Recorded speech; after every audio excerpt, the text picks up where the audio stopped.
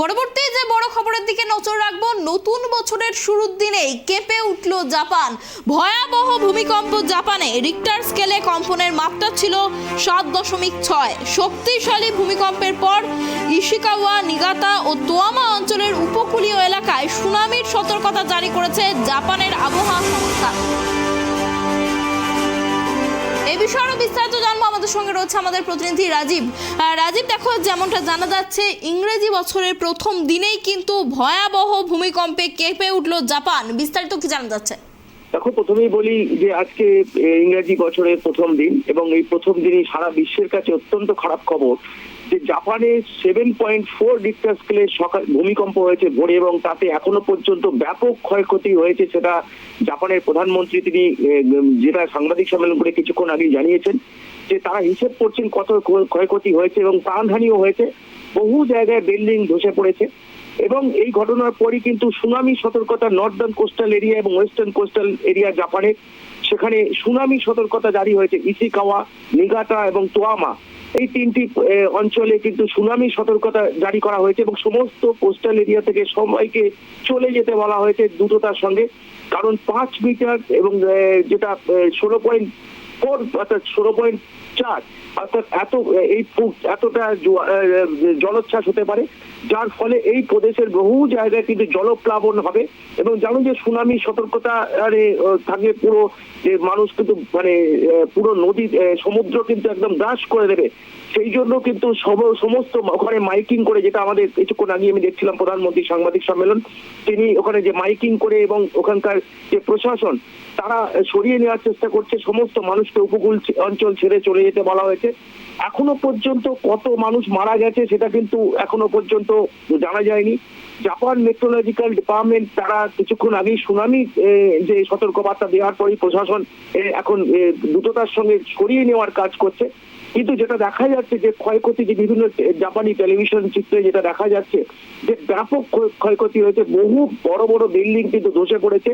যে কারণ 7.4 রিক্টার স্কেলের ভূমিকম্প, বুঝতে পারছো, একটা ভয়ঙ্কর ভূমিকম্প সারা পৃথিবী কাঁপিয়ে দিয়েছে। অর্থাৎ এই ভূমিকম্পের ফলে কিন্তু সুনামি সতর্কতা জারি করা হয়েছে, এবং এখনো পর্যন্ত যেটা উত্তর পশ্চিমের সমুদ্র উপকূলের বাসিন্দাদের তাদের আস্তে আস্তে সবাইকে সরিয়ে ফেলা হয়েছে। উত্তর কোরিয়ার অঞ্চল, উত্তর কোরিয়ার যে কোস্টাল এরিয়া, সেই কোস্টাল এরিয়াতেও কিন্তু সুনামি সতর্কতা জারি হয়েছে। এবং যেটা মনে করা হচ্ছে এখনো পর্যন্ত যে প্রচুর ক্ষয়ক্ষতি হয়েছে, যদিও জাপান প্রশাসন এখনো পর্যন্ত জানাতে পারছে না কত ক্ষয়ক্ষতি হয়েছে, প্রাণহানি কত হয়েছে। তবে যেটা মনে করা হচ্ছে যে বহু ক্ষয়ক্ষতি হয়েছে। ইশিকাওয়া, নিগাতা এবং তোয়ামা অঞ্চলে প্রচুর মানুষের মৃত্যু হয়েছে, কারণ বহু বড় বড় বিল্ডিং ধসে পড়েছে। এবং এইটা যদি বলে যে 2011 সালের 11ই মার্চের কথা মনে পড়িয়ে যায়, কারণ সেই সময় ভয়াবহ এই একই রিক্টার স্কেলে ভূমিকম্পের ফলে প্রায় 20,000 মানুষের মৃত্যু হয়েছিল জাপানে। এবং তার ফলে কিন্তু আবার কিন্তু নতুন করে এবছর 2024-এর প্রথম দিনেই এত বড় ভূমিকম্প দেখলো জাপান, সারা বিশ্ব, যাতে ভয়ঙ্কর একটা ভূমিকম্প। এবং সেখানে এখনো পর্যন্ত ক্ষয়ক্ষতির পরিমাণ কত জানা যাচ্ছে না, কারণ জাপান প্রশাসন অগ্রাধিকার দিচ্ছে যারা কোস্টাল এরিয়ায় আছে তাদের সরিয়ে নেওয়া।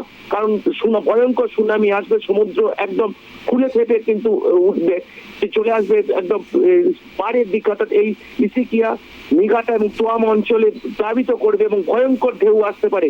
এবং সেই কারণেই কিন্তু জাপান মেট্রোলজিক্যাল ডিপার্টমেন্ট আগেই সতর্ক করেছে, এবং সতর্ক করার পর এখন তাদের উদ্ধার কার্যে সরিয়ে নেওয়ার চেষ্টা কাজ করছে। কিন্তু ক্ষয়ক্ষতি এখনো পর্যন্ত যেটুকু আসছে বিভিন্ন টেলিভিশন চ্যানেলে, তাতে বোঝা যাচ্ছে যে ভয়ঙ্কর ক্ষয়ক্ষতি হয়েছে, প্রাণহানি হয়েছে। কারণ বড় বড় বিল্ডিং ভেঙে পড়েছে। অর্থাৎ একদম নববর্ষের প্রথম দিন, ইংরেজি নববর্ষের প্রথম দিকে সারা বিশ্বকে একটা ভয়ঙ্কর ঘটনা সাক্ষী থাকলো যে জাপানে এরকম 7.5 রিক্টার স্কেলে ভূমিকম্প, এবং ক্ষয়ক্ষতির হিসেব চলছে। জাপানি প্রশাসন যেটা জানিয়েছে, তারা সমস্ত রকম উদ্ধার কাজের চেষ্টা করছে, এবং যে সমস্ত বিল্ডিং গুলো কোলাপস করেছে, আটকে পড়েছে, সেখান থেকে তাদের যারা আটকে পড়ে তাদের বার করার চেষ্টা চলছে। এবং পাশাপাশি সুনামি যেখানে যে অঞ্চলগুলো সমুদ্র উপকূলবর্তী, বিশেষ করে ওয়েস্টার্ন জোন এবং নর্থার্ন কোস্টাল এরিয়া, সেখান থেকে সব মানুষকে সরিয়ে নেওয়ার কাজ শুরু হয়েছে। এবং একটা জিনিস জানিয়ে দিই যে হাই স্পিড জাপানের যে ট্রেন, সেই হাই স্পিড ট্রেন চলাচলও বন্ধ করা হয়েছে। পুরো জাপান প্রায় স্তব্ধ হয়ে গেছে আজকের এই ভূমিকম্পে। অনেক ধন্যবাদ রাজীব আমাদের সঙ্গে থাকার জন্য। আপনাদের আরও একবার জানিয়ে রাখি, নতুন বছরের শুরুর দিনেই ভয়াবহ ভূমিকম্প জাপানে। রিক্টার স্কেলে তার মাত্রা ছিল 7.6। যেমনটা জানা যাচ্ছে যে পশ্চিম উপকূলবর্তী অঞ্চলে সুনামি সতর্কতা জারি করা হয়েছে ইতিমধ্যেই। সমুদ্রের ঢেউ অনেক উঁচু পর্যন্ত উঠতে শুরু করেছে। উপকূলবর্তী এলাকার লোকেদের অন্যত্র সরানোর কাজও ইতিমধ্যে শুরু হয়েছে। প্রাথমিকভাবে এই ভূমিকম্পে হতাহত বা কোনো ক্ষয়ক্ষতির খবর এখনো পাওয়া যায়নি।